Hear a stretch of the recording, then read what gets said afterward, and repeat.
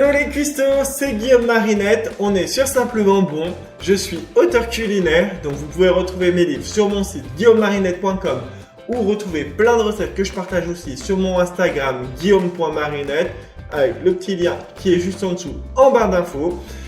Aujourd'hui, on va préparer une recette ici absolument délicieuse, un clafoutis de cerises parce qu'on est en plein dans la saison. Moi, j'ai des cerises partout dans mon jardin.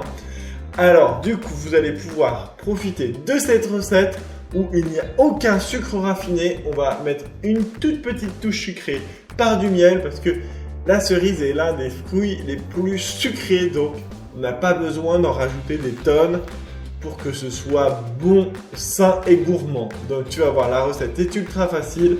Si tu as raté la saison des cerises, tu peux remplacer par des abricots par exemple, et tu peux même le faire avec des abricots au sirop sans aucun souci. Et même des cerises au sirop si tu es hors saison.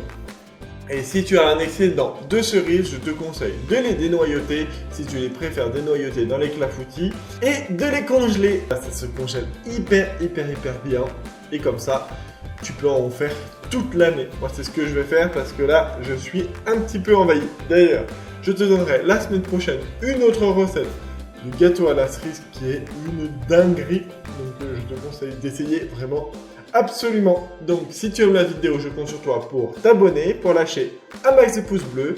Et on se retrouve très bientôt pour une nouvelle recette.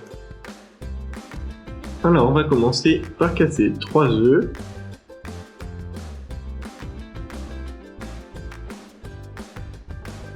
On ajoute 30 g de miel. Vous pouvez aussi remplacer par du sirop d'agave si vous préférez. Une gousse de vanille ou de l'extrait de vanille. Donc, si vous mettez de la gousse vanille, ça sera encore meilleur. Mais bon, si c'est un produit cher, n'hésitez pas à le remplacer si besoin par de l'extrait de vanille, de préférence bio, mais à voir. Ensuite, je vais rajouter 250 ml de lait végétal. Dans mon cas, c'est du lait d'amande. C'était vraiment super bon, donc je vous conseille.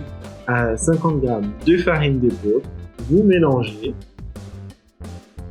Une fois que vous avez un mélange bien homogène, on réserve. Et pendant ce temps, on va dénoyauter 300 g de cerises.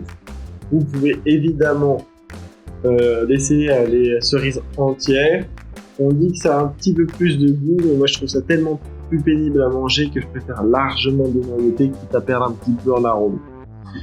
Et donc une fois que vous les avez placés dans le plat, vous versez par-dessus la préparation et vous saupoudrez d'amandes effilées. Et il n'y a plus qu'à enfourner. Donc on va mettre 30 minutes à 180 degrés. On est dans un résultat délicieux, très pauvre en sucre, mais absolument délicieux. Donc c'est la recette que je compte sur toi pour t'abonner